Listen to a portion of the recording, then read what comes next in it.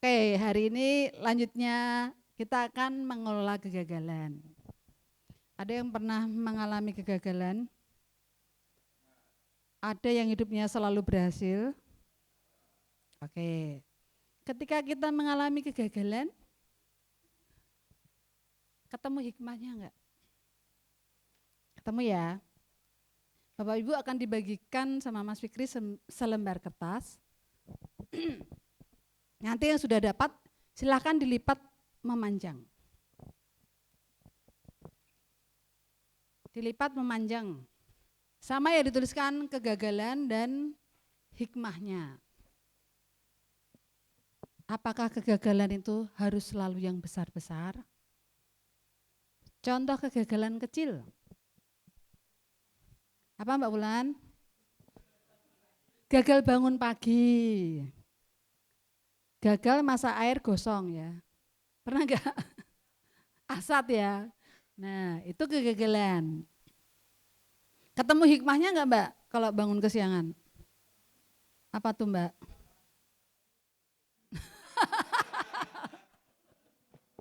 Betul. Terus ke kantor tapi terlambat. Oke, silahkan Bapak Ibu menuliskan di kolom kegagalannya. Kegagalan tidak harus selalu yang besar, yang kecil-kecil pun boleh dituliskan. Tapi kalau merasa nyaman menuliskan kegagalan yang besar pun dipersilahkan. Waktunya 2 menit, silahkan.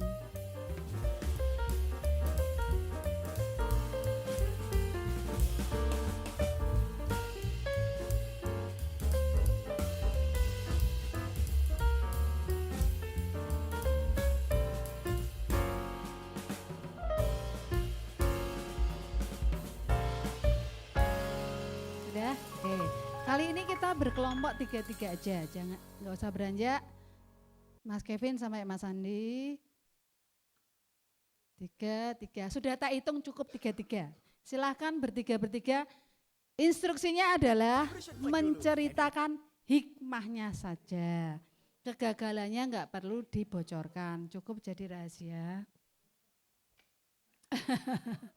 Silahkan berbagi.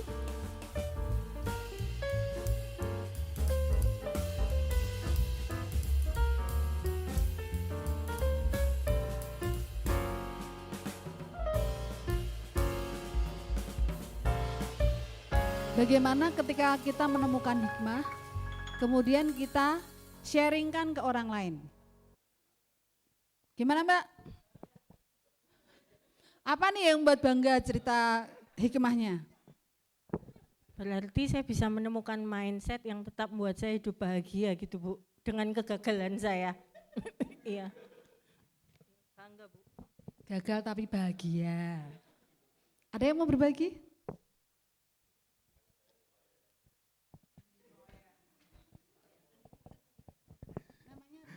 Ya, Wayan Ariana, Rosiana Silalahi. Ternyata di sini ada Rosiana Silalahi. Ini masih pengaruh sama Pak Dion ini terkait dengan kegagalan. Silakan. Gimana ketika menceritakan hikmahnya kepada Bapak Ibu? Kalau imahnya Pak Dion kemarin malam katanya tidurnya bulas. Oh, bagus. Karena dan kegagalannya dia maunya berenang, tapi tidak ada teman yang diajak berenang. Airnya nggak ada. Ya, gitu aja sih Bu. Masa airnya nggak ada tuh Bu, di belakang banyak air loh.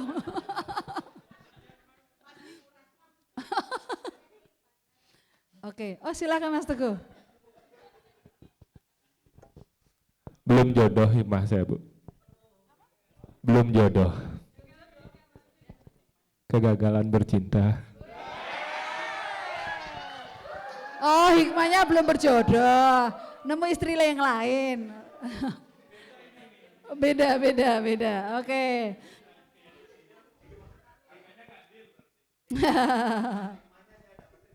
Kenapa Pak?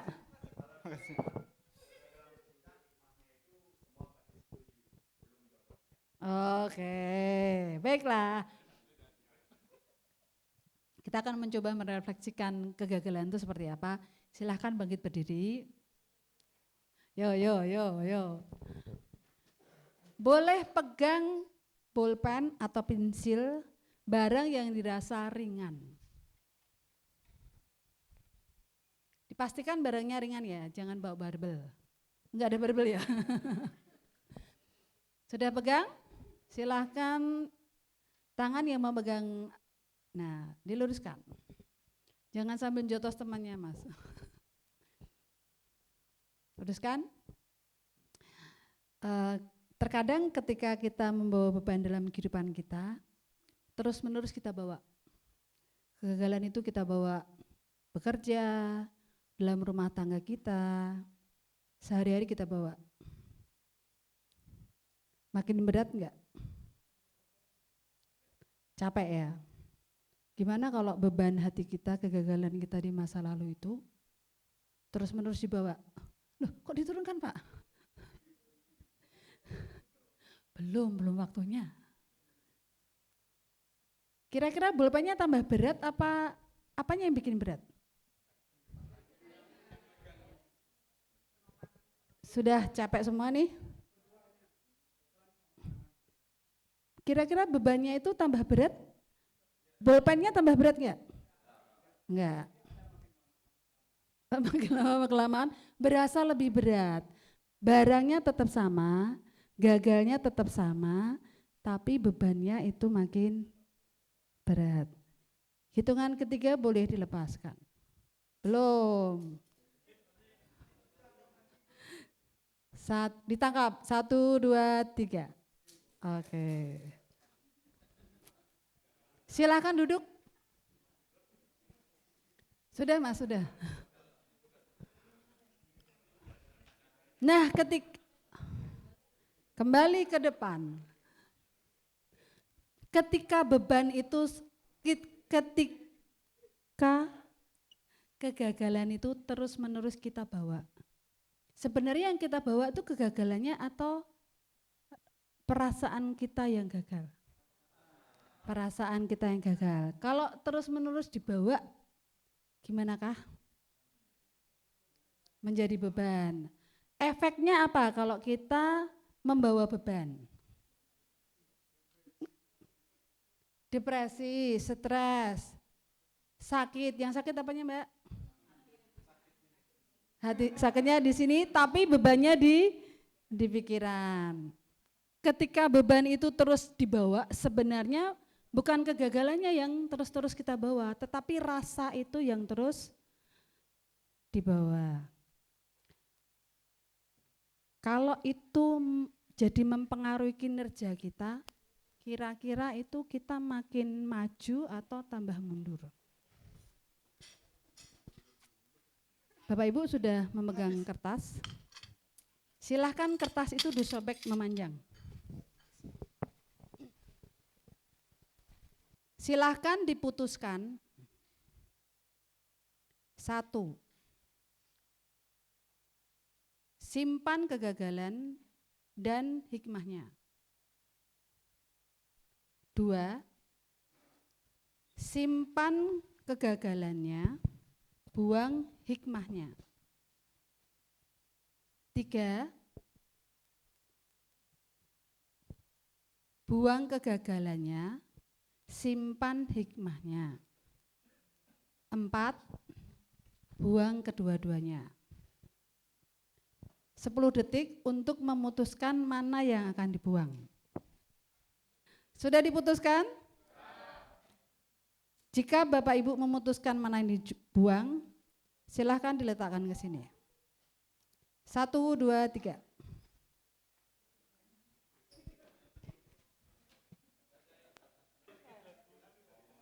Mbak Ocha sudah? Sudah? Oke. Siapa yang menyimpan kedua-duanya?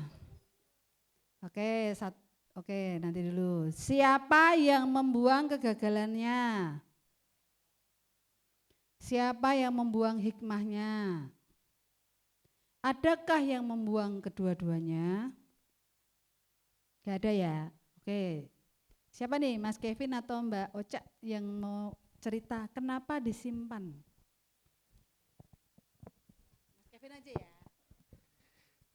Saya simpan kegagalan dan hikmah. Biasanya dibuang kegagalannya, kenapa disimpan? Karena menurut saya dari kegagalan itu saya masih bisa belajar hal lain aja, nggak cuma mungkin masih banyak hikmah yang belum saya petik dari kegagalan itu, jadi masih saya simpan untuk selanjutnya supaya bisa ada hal yang dipelajari lagi. Dan juga menurut saya akan lebih baik kalau saya berdamai dengan kegagalan itu. Kasih aplaus dong.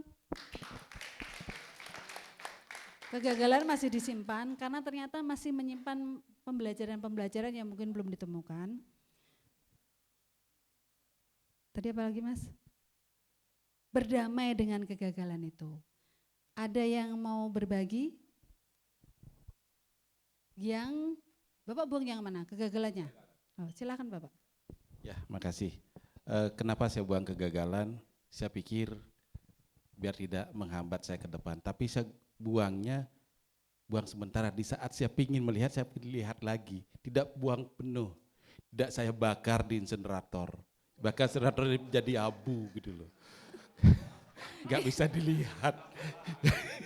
Jadinya Bentar, Pak. saya taruh kegagalan itu biar tidak menghambat saya. Suatu Oke. saat nanti saya melihat hikmahnya ini loh. Saya dapat hikmah ini dari mana? Nanti saya ambil lagi. Oh dari sini sebentar. Oh ternyata dasar hikmah saya itu ini. Begitu. Oke, baik, terima kasih. Nah, sebenarnya ketika kita membuang kegagalan kita itu, apakah kita lupa dengan peristiwa kegagalan itu? Tidak. Tetapi yang kita simpan hikmahnya meskipun kita masih ingat kegagalan itu. Betul, karena kalau kita bawa kegagalannya itu, justru kita akan menjadi beban di hati kita. Tapi kalau kita dapat hikmahnya, kita menjadi lebih termotivasi. Jadi pernah merasa berhasil ya, tadi Mbak Ulan bilang bahwa pernah merasa berhasil mengatasi kegagalan. Kira-kira itu juga bisa menjadi bagian untuk kita membingkai ulang tadi Pak. Kadang-kadang kita gagal terus-menerus, sementara udah ketemu hikmahnya nih. Kita nggak simpan itu, meningkatkan potensi diri kita karena kita sebenarnya sudah menemukan hikmahnya. Tapi gagalnya itu yang terus menghantui pikiran kita, membuat kita menjadi tidak bisa bergerak menjadi lebih maju. Keren ini, kita aplaus untuk diri kita sendiri sudah menemukan hikmahnya.